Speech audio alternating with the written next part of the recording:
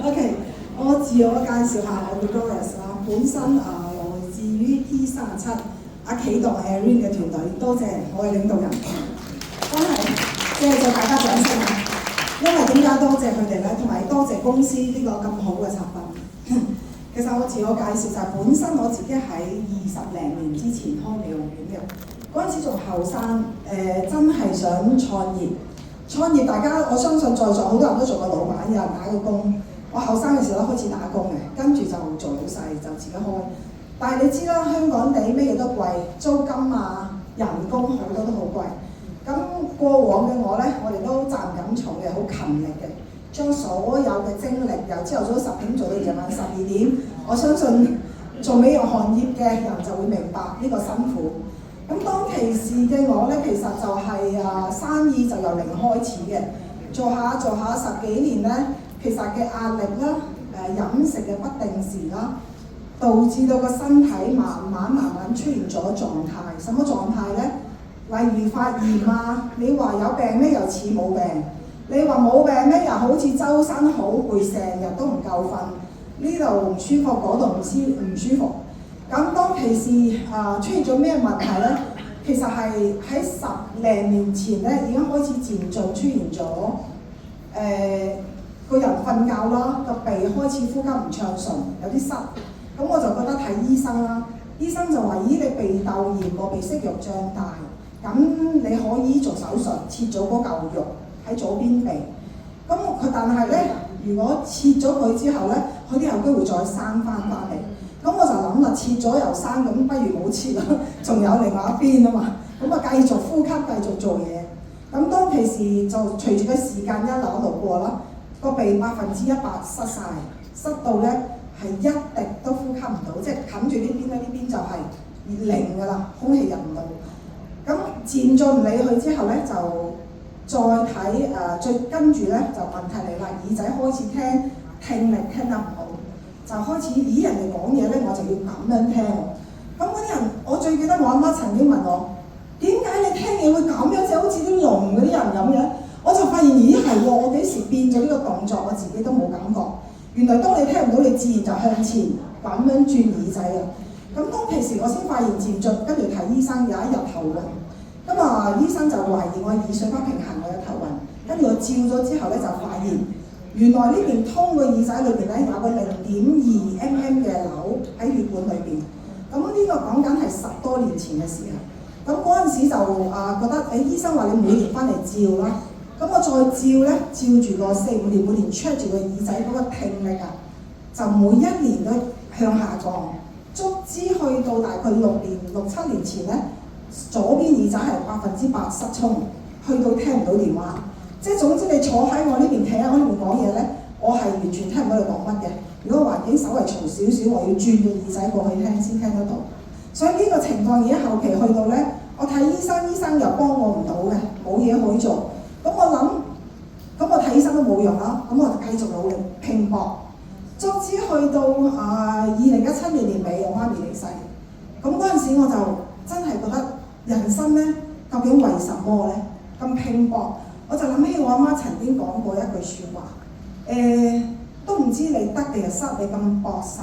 但係你要明白，開一個檔口咧，唔係話你想唔做就唔做嘅，因為你仲有10個8個員工，你仲有個鋪租係嘛？你係咪繼續要頂住上？你由0開始去到10幾年，你嘅生意係最好景嘅時候。我曾經媽咪未走嘅時候，我問過佢：阿媽，不如我見到你成日都有病咧，我想唔做美容院啊，陪你好唔好啊？佢話唔得，你書又讀得唔多，你咁辛苦累積10幾年嘅生意，而家咁好景，你點會？我唔想累你哋。咁佢就叫我繼續做，但係當我阿媽一走嘅時候咧，我就好後悔啦。後悔咩咧？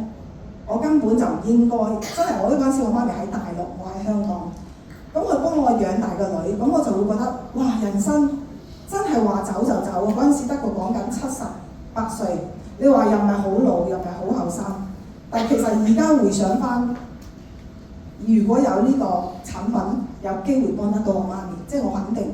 點解我咁講咧？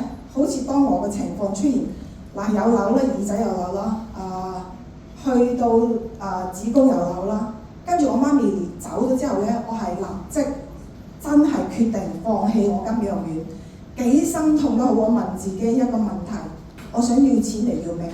你知唔知我可以攰到點啊？我瞓喺張床度咧，我係一啲力氣都冇啊！即係等於好似真係就嚟死嗰種感覺。如果我再唔停低間美容院咧，我好話俾你知，我有錢真係冇命享，去到呢種情況。所以當其時嘅我咧，就嗰種感觸咧，就開始休息。但係點知休息咗之後咧，正常你係咪以為唔使做就會好返啊？又遇到一個更年期，就導致咩咧？我係睇住自己萎縮嘅。你一睇我一啲都唔似病係嘛？但係我已經食咗呢個產品啦嚇，2年零3個月左右啦。咁咧呢個過程中嘅 before 嗰2年前嘅我咧，係萎縮到咩情況咧？係得皮包骨啦。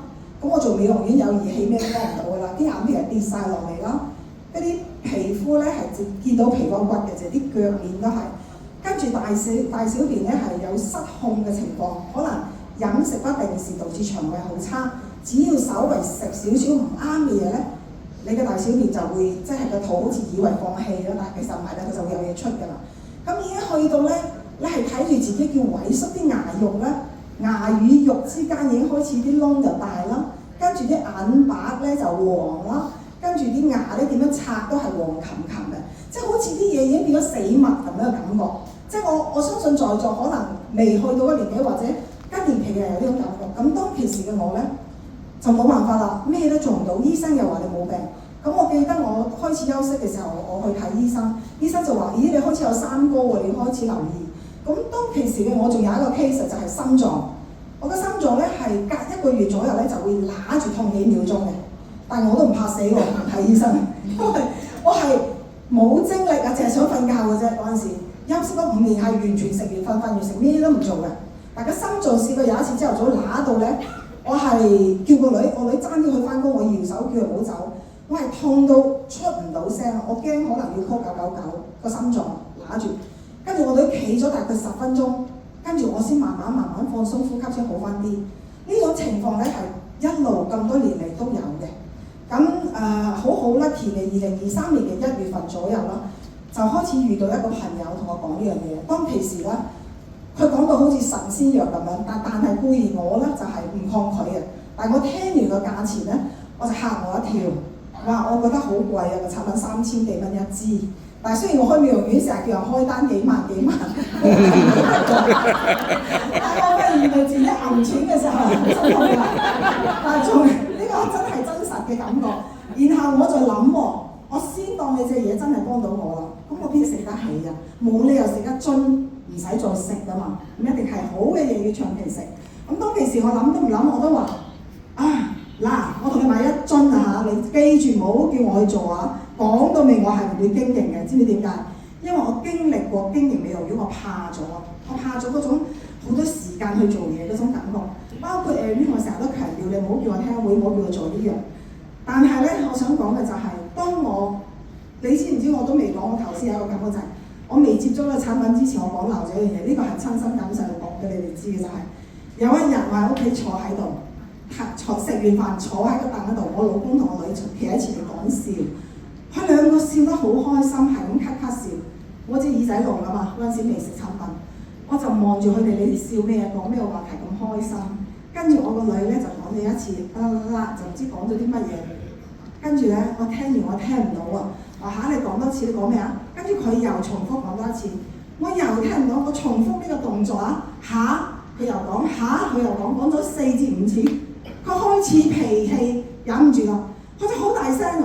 我講咗啦又問，哇嗰種感覺你知唔知咧？其實我唔係嬲佢用呢種態度對我，但你知唔知嗰種感受咧？我心諗，我就諗起我細個嘅時候，我同媽咪嘅溝通。其實我女對我呢個態度已經好好啦。我平時我對我阿媽嗰種態度咧，仲有argue嘅時候，哇！我而家覺得咧嗰種感覺咧，我就好對唔住自己嘅媽咪。即係你明唔明白？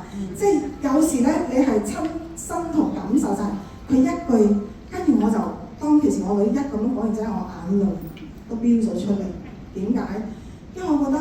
我耳仔聾唔係今日先聾，你知我耳仔真係聽唔到，所以當其時咧，我就即係眼淚出咗之後，我就同阿女講咗一句，我話阿女，其實我唔係喊話你對我嘅態度，我諗起覺得自己以前對阿媽好衰，即係嗰啲態度上咧，你明唔明啊？嗰種感覺原來一個人病咗咧，係一件好慘冇人感覺嘅，即係你唔知道佢病嘅辛苦，即係你耳仔聾咗，其實佢感受唔到嘅，你點樣講佢都感受唔到。即係我唔係唔想聽你講嘢，但我聽唔到，就等於同媽咪以前佢哋如果同你溝通，你會覺得佢好囉嗦，你會用啲唔好嘅態度對佢。其實嗰一刻我就覺得哇，原來人生病，你嘅尊嚴啊，你好多樣嘢都會失去，你明唔明啊？所以當其時我食咗呢個產品嘅最快嘅感受就係咩咧？好奇怪，我鼻塞咗起碼好多年啦，通唔到，連鼻水都冇一滴嘅。呼吸咧只係得單邊右邊，但係右邊就好痛喎，因為呼吸單一邊，所以冷空氣一入就好痛。當我最記得我第一晚5點鐘，我就好記得食2粒產品嘅時候，第二朝起身，神奇嘅就係我鼻開始有鼻水出，所以我就覺得哇，連阿啟動啦、Erin 啦，佢哋都唔信嘅，因為是佢哋都好新，我諗都係我就同我自己跑上，我最記得嗰陣時公司喺天文台道嗰度，我自己跑上去。我就想睇下呢間咩公司當其時，咁我就見到我嗰個上線坐咗喺度，我就話：希動啊，個產品好似都 OK 喎，我隻鼻咧從來都冇鼻水出嘅，我第二朝瞓醒我就有鼻水出，咁我就好興奮嘅，我仲記得同我先生同我女講，你知唔知我先生講嘅？呢啲你心理作用啫，佢就咁講。咁我個女就話：你一定係俾人呃咗啦。咁我話係得啦，你哋唔使講啦，我自己嘅身體咧，我自己先知。咁 anyway， 你哋 reject 唔 reject 都唔緊要，你哋唔使理，我自己食。當我食咗1個月、個零月左右，你知唔知我隻耳仔原本揸住個電話係一句嘢都聽唔到嘅，竟然聽得翻5、6成。哇！呢個係我真係好神奇啊！喺我身上發生。仲有咧，當我食咗，當其時我同我女同我先生講。嗱呢隻嘢咧就真係好嘢嚟嘅，都唔平嘅，你哋要食就食咧，唔使就罷就，因為我都冇咁多錢。咁我先生講咗一句：好啦，我食1個月嘅咋，1個月嘅咋，我之後就唔食㗎啦。我個女話：都唔知係咪堅嘅，你講嗰啲嘢，你食咩都好㗎啦。嗰陣時咁講，我唔理佢啦。咁但係咧，我先生食咗，我覺得最特別嘅地方就係、未醒嘅產品嘅頭半年咧，佢係每晚咧已經去2、3次廁所嘅，生緊每日爬起，同埋自己咧洗底褲掛喺廁所㗎。我以前就未見過嘅，但係我都幫佢唔到㗎嘛，因為佢又唔講，我又唔會刻意問啲面子問題，又費事。但係我睇到食咗大概2、3個月後咧，佢本來話食1個月啦嘛，停啦嘛，但係佢竟然唔停喎，繼續食，佢又唔講喎。但係2、3個月左右咧，我就發現啲底褲冇咗嘅，即係佢乾到天光，即係其實啊，呢個其實咯。其實我個女咧，我個女雖然而家就係28歲，咁即係話佢26歲嘅時候開始食。當其時佢唔信，因為佢以前細個咧，每日打10幾個牙齒，眼黑眼圈好勁，鼻敏感啊。跟住咧，皮膚咧試過每年冬天啊，已經10幾年啦。嗰陣時講緊10零歲就一到冬天咧，呢個腳後邊咧就痕到七彩。每一年都要到冬天睇皮膚科專科，個醫生就俾間 cream 俾佢搽，但係搽都幫佢唔到，晚晚咧就痕到拗到爛啊，流血嗰種嘅。跟住為求驚佢夜晚瞓着拗咧，就要黐一大塊膠布唔俾佢拗啊。所以咧每年重複。但係嗰一年我好記得，我係1月就食㗎嘛，就啱啱冬天啦。嗰一年佢食完之後，嗰一年隻腳完全冇事喎，所以我就好開心，嗰個係濕疹嚟嘅真係，所以就係咁嘅情況。所以喺我身上咧，當我一路都話，我唔想同人哋分享呢個產品嘅時候，我第一個就諗起我一個 best friend 同埋我姑媽。我姑媽成日同我講：咪呀，因為可能唔到，因為我可能唔到人啊。佢成日打電話嚟睇下香港有咩好嘢介紹俾姑媽。姑媽周身唔舒服啊，連個肝脂肪咧都18點幾啊，個數字啊，正常人係7.8嘅，佢係已經去到18點幾。咁我就話姑媽有一隻嘢都比較貴嘅，你肯唔肯食啊？佢話咩嚟㗎？我就講咗我食嘅感覺俾佢聽。佢話：你買住2、3樽翻嚟試下。好啦，我就寄俾佢。我食完之後，佢話佢瞓得到覺，因為佢長期食安眠藥都瞓唔到嘅。點知咧，佢食完大概2個幾月，佢再啱啱去body check時間到。佢佢 check 完之後咧，個脂肪肝指數嘅醫生同佢講翻變翻正常7.8喎，我俾埋個你幫我睇喎，我開心到我啊！18點幾變翻7點幾係完全我冇 expect 到嘅，我純粹係諗住叫佢食對身體好啲啫。咁呢樣嘢咧，又另外就導致到我身邊有一個朋友，我都話唔做咧。佢身邊有個律師係幾十年嘅類風濕，呢度係腫到好似啲豬頭炳咁大，呢個關節着唔到啲衫入去嘅。但係開始佢都唔係好順，但係基於我個朋友同佢講啦，咁佢就試下啦，即係試下食。點知原本醫生話佢嘅身體裏邊嗰個血管咧，個血裏邊嘅重金屬佔咗90%啊！未食嘅產品之前，個醫生有一日同佢開好多藥、好多健康產品俾佢食，而同一時間去接觸到呢間公司嘅產品。佢就喺度衡量我應該食邊隻先。當其時佢選擇咗呢類嘅產品，就去食。食咗嗰個靚藥之後，再去睇翻個醫生。個醫生唔知道佢唔食西藥，就同佢 check 完之後就話：哇，隻藥好啱你喎！你個重金屬已經冇咗八成啊，係冇咗8成啊！所以就好開心，嗰日即刻喺醫院出嚟打俾我。嗰晚啱啱我哋小組有一個產品介紹會，佢就親嚟行上嚟。佢係平時行都要扶住手柄，同埋佢有殘疾人士個證泊車位嘅。佢嗰日上到嚟分享，好開心講俾大家呢樣嘢。所以我個心態就係唔理我經唔經營呢個產品都好，其實一個咁好嘅產品，如果你唔吝嗇去話俾你身邊嘅朋友，千祈唔好有一種心態話：哎呀，驚佢誤會我，或者佢想賺你錢啊 ！No， 即係我好感恩。如果嗰陣時我媽咪未走，有人同我講咧，我可以話俾你知，我一定會買，因為當一個人病到咧，乜嘢醫生都幫佢唔到嘅時候咧，佢會有機會試唔試係佢嘅選擇，但係你講唔講係你嘅選擇。所以如果你唔講咧，今日如果我個朋友嗰陣時唔同我講呢樣嘢咧，我肯定話俾你知，我瞓喺屋企都唔知會唔會有今時今日呢個樣，冇可能嘅真係。所以我就覺得好嘅嘢不妨去分享。